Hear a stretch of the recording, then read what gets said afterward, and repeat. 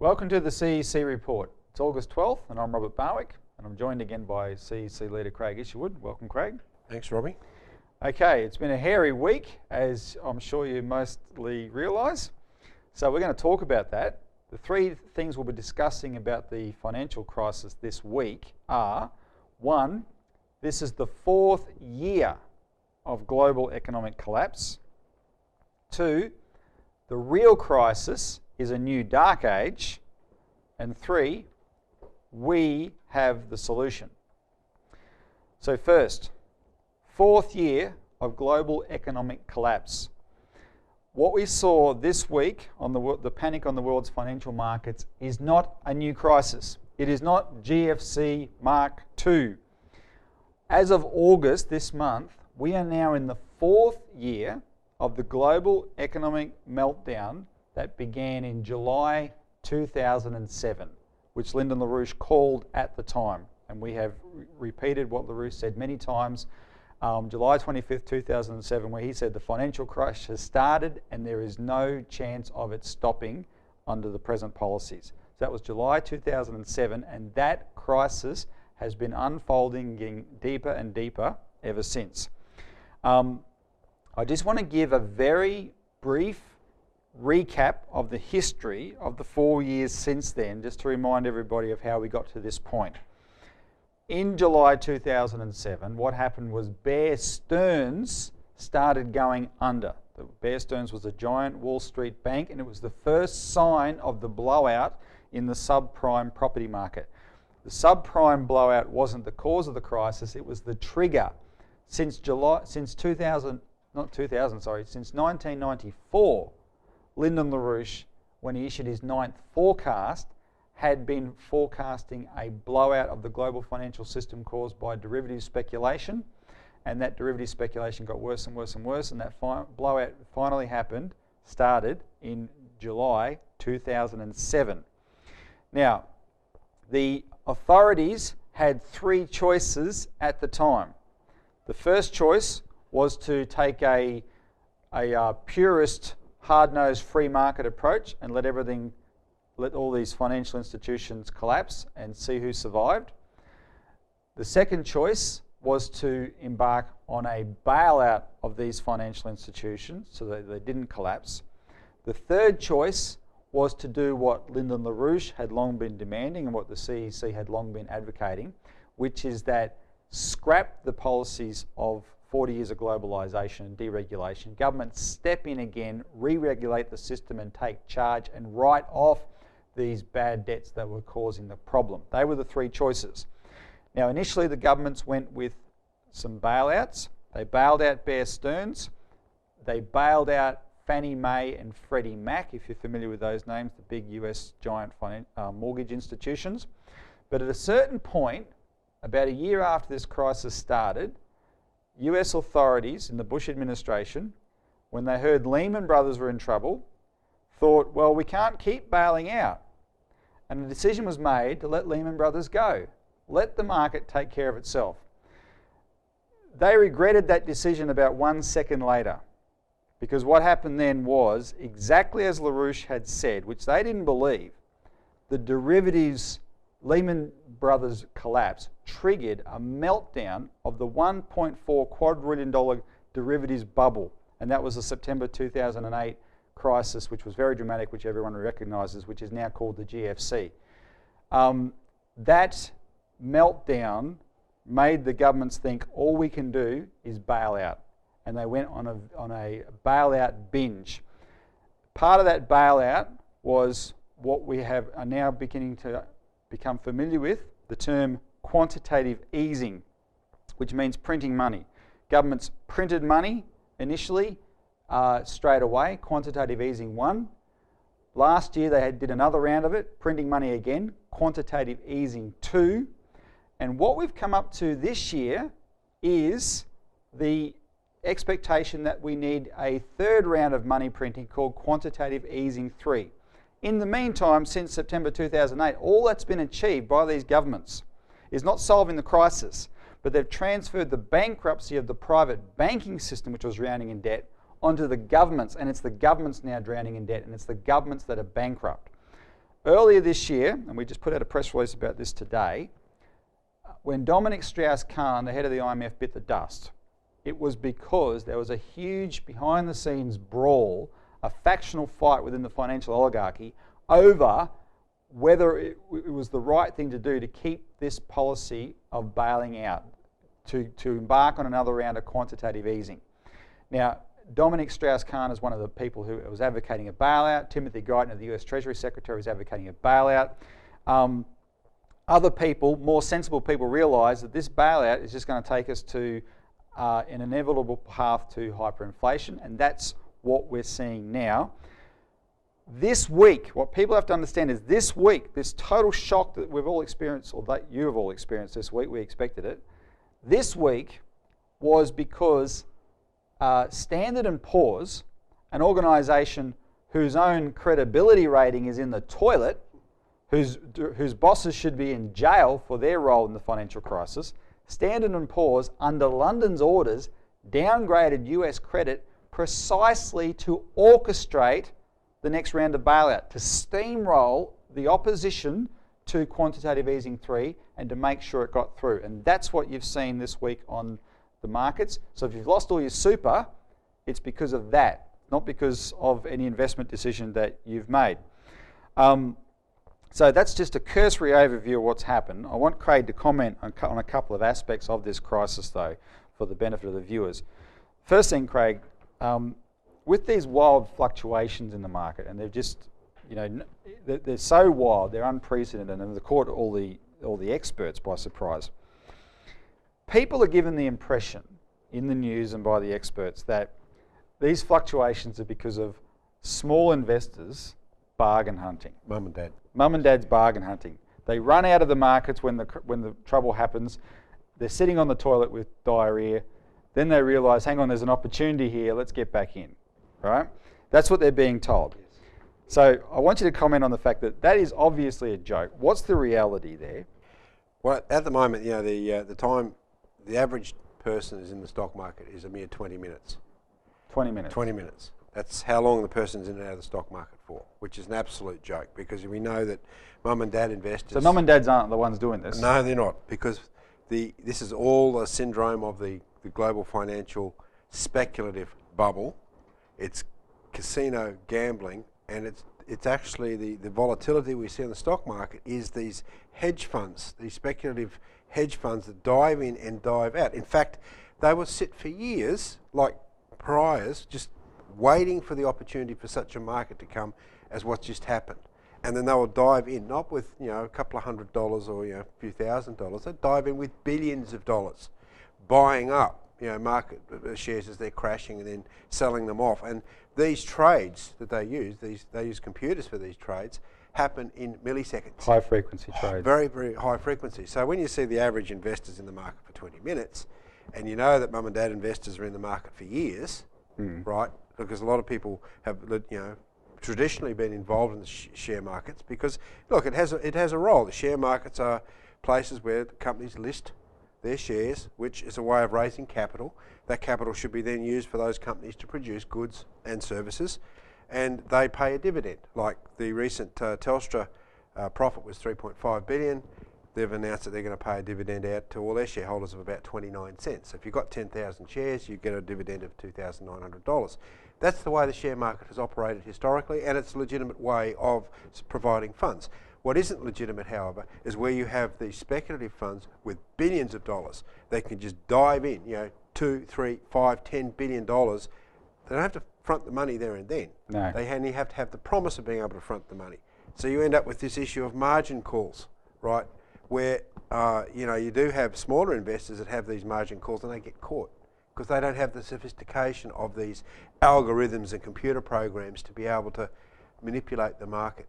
So what we see when you see a dive of over 200 points on the stock market and then a rise of 200 points, it's not reality. What that is this whole speculative hedge fund activity coming in, kicking in, and you're just dealing with a global casino. And undoubtedly especially the rises, some backroom coordination with authorities to manipulate that outcome. Well, look, the whole system is deregulated, right? There is no controls over this, and we don't even know what happens behind the scenes, because look, to actually recognise how bankrupt the entire system would be in itself a reason for the stock market to collapse. So for the millions of people who've been conditioned to think that the stock market is the economy, and that's wealth creation, what happens at a time like this is it's a lesson to realise that what has actually happened is they've been led like lambs to the slaughter. And the media has a major role in this, because 15 years ago you didn't have these market reports that you have on television today, where there are these stupid comments made by commentators that Telstra released a balance sheet, therefore the stock market fell. There's complete unreality when you talk about what is happening on the stock market. But suckers, the mum and dad investors that get into the stock market, who want to believe that somehow the system is going to support them, it's complete casino. You get into the stock market, you're going to lose your money. And what happens is we have a huge amount of money, trillions of dollars, $1 trillion at least in the superannuation funds that do put their money into the stock market. That money is people's so-called superannuation that is being used to prop up the bubble. Because that's where the money comes from. When the shares fall, the value of the shares fall, you get sell-offs happening, that money ends up in the hands of the speculators over time. More importantly than the effect on individuals, as serious as that is,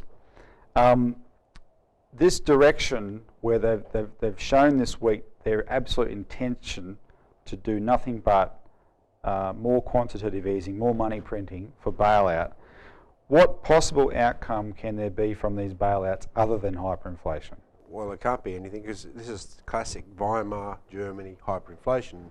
What happened in Weimar Germany was that, as retaliation or reparations or whatever they like to call it, out of World War I, Germany was basically looted. The physical economy is looted. The cattle shipped out, the wheat stolen. So basically, they had nothing, no physical goods. So in order to pay their debts, they basically just started rolling the printing press, but there was nothing to back that money up, so it lost its value. Well, what you have today with the QE1, QE2, QE3, the deregulation of the system overall, increasing credit card limits and so forth to people, is that money is becoming less attached to physical goods. So the more you print the money, the less goods that you have associated with that money, the more those goods become scarcer in a sense, and therefore more expensive. And we're already witnessing that. Hyperinflation is not coming; it's here. And you also have there's these hedge funds buying into productive industries. Why? To loot them, asset strip them. Throughout the 80s, the asset stripping was a big deal. Huge volumes of money come in, buy up productive companies, strip them down, sell off the assets. So you basically got a shell company then trading in shares and speculation and that sort of thing. Yep. But not real production. All right. So the second aspect, though, which is even more serious, is that the real crisis we're witnessing is a new dark age. Now, this may be paradoxical to some people, because it was LaRouche and the CEC who warned about this financial meltdown before anyone else. But we don't see this financial panic as a crisis. All we're dealing with this financial panic is paper. Paper can be burnt, written off and reprinted.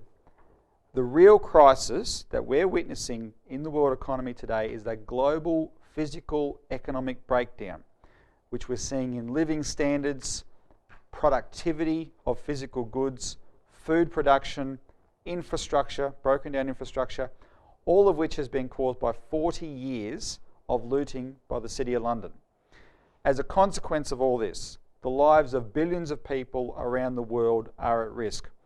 So understanding that is the actual crisis, this week the riots in England were a more telling indicator of the depth of the crisis than the markets.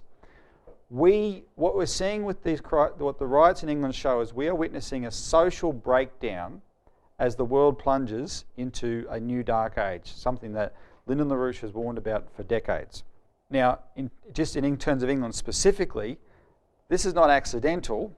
About 6 months ago in this broad news service, we covered the fact that David Cameron, the British Prime Minister's austerity program for England, as part of the whole bank bailout was being driven by people whose vision was to return England to feudalism. And they were open about that. They wanted a return to feudal England, and they, in the form of decentralisation of government services and all that sort of thing on the feudal model, and getting away from any nation-state ideals. The policy, of course, is not limited to England. Most economic and social policies that have been imposed on the world since in the globalisation era have been similarly geared towards feudalism and have been similarly designed by people who hate the idea of the nation state. So, Craig, aren't we now experiencing the dark age that these imperialists always wanted? Well, Robbie, if you go back to 1993, we moved to Coburg here in October of 1992, and when we moved down here, we sent shudders through the entire political establishment because we established our national organisation. In May the 5th, 1993, the local paper here, then the Coburg Courier, published exactly that issue that we were talking about. The group predicts a new dark age. Now, what we were saying is that we back then, because of the destruction of family farms, of manufacturing come out of the 83 period under Hawke and Keating, then you saw the 1987 stock market crash, a Black October period at that point, and because we're associated with Lyndon LaRouche internationally, we saw that the directionality that the world was taking under what we currently call monetarism was that we are going to see a collapse of civilization. And that's what we are now witnessing in Technicolor. So this is 18 years ago, we were saying if we continue in this direction, we are going to see a collapse of civilization. And what we see with the London riots is this tendency by the popular media and for the people to blame just a small fringe group of troublemakers. But the problem is, if you look at the entire social breakdown as you indicated, the fact is that this is the result of these exact policies that we were warning about 18 years ago. And you see these hideous policies today in more technicolor by, for example, this Malaysian so-called solution of asylum seekers. Here you have this immoral policy of sending these people who've come to Australia desperately on these shaky boats. It's only a few hundred of them, or even if it's a couple of thousand of them, who cares? The overstayers, as far as immigration are concerned, are tens of thousands more. And they come on planes. And they come on planes, they overstay. So the point is that the idea of sending them off to another country to palm off the solution is a dark age policy. We should be welcoming these people in and putting them into meaningful work, and so that their generations of children make meaningful contributions to our country. And so instead of hearing this and seeing visibly this climate of hate, this climate of immoral disgust, which is what is being portrayed, they actually see a climate where our country actually cares. And it relates to what we discussed in our recent conference in depth, this Adam Smith idea that people are only motivated by the pursuit of pleasure or the avoidance of pain. And certainly in the globalisation era, it was government policy to encourage the population to just become selfish, self-interested people and pursue their pleasure and avoid their pain along that Bernard Mandeville model, right? And that's how we're all going to become rich, etc. So they encourage this. We should show on the screen some of these more insightful cartoonists this week who have compared these London riots to the riots on the stock market, and one of them, the founding of the British Empire, right? Because it is that what you see displayed, the ugly face of this, has been encouraged from the very top as British policy for hundreds of years. Population control. It's what it's come back to, right? These are all policies of population control. It derives from British free trade policy, British Empire free trade policy. That's where the monetarism come from. And there you see the flip side with the carbon tax. It's the same thing. The greeny agenda of genocide, the global British free trade system that we've been witnessing through monetarism, the whole destabilisation, destruction that's being caused by the financial markets and the disintegration of the financial markets. It's all one policy. It's all one policy for destruction of the global population and population reduction down to below 1 billion people. So, I mean, that's the dark age. This policy is driving a dark age, which we forecast 18 years ago. All right. So what I wanted to end with, though, is it's very important. The most important thing that people need to understand, and everyone you know needs to understand, is that we do have the solution to this crisis. We know exactly what to do. And we know exactly what to do because we've been working with Lyndon LaRouche for over 20 years. He's the man who forecast this. He's the expert physical economist. And so the policies that he's espoused are policies that we know work. Mainstream politicians and the media and experts, they all have no idea. They try and disguise that fact by this claim that this is all uncertain, nobody could have really known. That's not true. Just go and read the CEC material and you'll see how adamant we've been about this for a long time. So let's talk, Craig, concretely about the solutions, because there's a series of steps that need to be done, and if they're done, they will work. So first, how would a global Glass-Steagall bankruptcy reorganisation work? Well, first of all, it starts in the US. They've got the precedent under Franklin Roosevelt. Mr. LaRouche has made it very clear, get rid of Barack Obama. He's a British agent. Then bring in the Glass-Steagall legislation. It's been put up before in the Senate, but it's been blocked by Obama and those cretins in the Senate that don't really want to believe that the system is in a process of disintegration. You bring that in, right, and then you'll have a sweep of other countries that want to get into the process of regulating their own internal banking systems. Here in Australia, what that means is the Homeowners and Bank Protection Bill would kick in straight away. You'd go through the process of separating out. In each country would do the same thing, separating out the legitimate financial debt and financial system, the banking system, from the speculative side of things. And you basically take the speculative side of the debt and you charge it back. In the case of the US, it'd be charge it back to Wall Street. All the bailouts, the $17 trillion, charge it back. And if they go bankrupt, well, ta-da, we don't need Wall Street. Same thing here. Get rid of the speculative debt and then concentrate on supporting the banking system with then new credits to stimulate the real physical economy. And that process can be done here in Australia by the same idea. It's done in each country as their own laws require, but the principle is the same. Separate out the speculative debt, support the real physical economy with a legitimate banking system. And Glass-Steagall was in place for 66 years, from 33 to 99.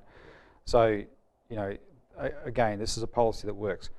Second thing that needs to be done is national banking to finance reconstruction and regulate the financial system.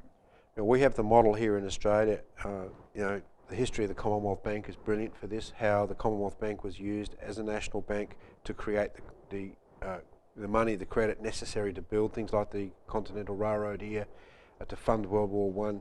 There's a rich history of this in our country. Just on that, we talked about a little bit earlier about quantitative easing 3, which is printing money. We advocate creating credit through the Commonwealth Bank, but what's the difference? The difference is where the money goes. I mean, simple as that. I mean, what are you going to do? You know, print the money and poke it into a speculative bubble to prop up the bank and the financial rubbish, the financial paper rubbish of the banks? Or are you going to say, well, we need a physical asset here? Take, for example, Professor Lance Endersby's proposal for an Australian ring road, $20 billion. Let's build it. Okay, at the end of the day, what have we got? Okay, yes, we've created the credit, we've created credit, not debt, which is spent in the economy, and at the end of the day, we have an asset that can create like a high-speed freight artery right through the country, which means you increase the potential for physical production of goods and services. We can change the population matrix by having people live out in remote areas. It's very different than the current proposal for a high-speed rail system down the east coast of Australia. Although we need that, the problem is that is sort of trying to fix up problems that already exist. It's not a intentional design to increase the physical economy, the physical productive economy of the country. So the difference is national banking through a national bank creates credit, it's regulated by the government, it's owned by the government, and it supports a banking system that is highly regulated, and you eliminate speculation. No speculation whatsoever. You can have a look at our book. We've got our book, you know, What Australia Must Do. We've written the legislation for a new Commonwealth National Credit Bank, and goes through how a bank should, a national bank should actually function. We put that into place. look, we can solve a lot of the problems that we have today. And you've already touched on the third step, which is the reconstruction of national economies by reconstructing infrastructure in industry. And just before you comment more on that, Heather Ridout, the boss of the Australian Industry Group in Australia, last week quoted the fact that Australia's infrastructure deficit is now estimated to be $700 billion. Oh, I can believe that to be absolutely correct. You don't have to fear creating credit when you've got an asset at the end of the day. If the intention is to increase the physical productive wealth of the nation, then what you have at the end of the day is real wealth. If you're creating money out of thin air, in a sense, like QE2, and you're poking it into the banks to prop up their balance sheets and speculation so they can keep pulling down the physical economy, then you're going to have a disaster. You're going to have hyperinflation. And I thought the metric for this, as I mentioned before, is look at Professor Endersby's idea of the Australian Ring Road. Look at what we could do if we dotted that around with nuclear power stations, for example, had planned cities, move people out with, pay people to live out in the country to become productive, change the education system away from a user pay system into the development of high-tech industries. We've got enormous amounts of uranium and thorium in this country. We should have a nuclear industry. We need to be building modular high-temperature gas-cooled reactors in car assembly plants. We need to be building all the rolling stock for magnetic levitation trains. Green our deserts. Green our deserts by building with the massive water projects that we've said, like the Bradfield scheme and the many others that we've written about. We need a space industry, therefore we need access to Cape York to be able to, because it's a brilliant place to launch rockets from. We have the capacity to do this. It's just the political intention and the will to do this, and breaking with the British Empire, breaking with the monetarist system that is actually going to kill us if we don't. And so we're in for a lot of shocks in this next period ahead if we don't change. But the solutions are on the table. We've made them very clear over the years. We keep repeating ourselves time and time again because people don't want to listen. Well, we did 18 years ago say this. It's coming true, and we've got many things on our website that people can look at. But they have to begin to willfully open their eyes and say, well, this system's not working. Thank you. Well, I'll leave people on with one thought. Just because the monetary system is dead doesn't mean we should all have to die as well. So that's it for the weekly report. You can get a copy of our book by ordering it through our website or calling us on 1-800-636-432. That is What Australia Must Do to Survive the Depression. It's been a dramatic week. Stay tuned and tune in next week for more developments.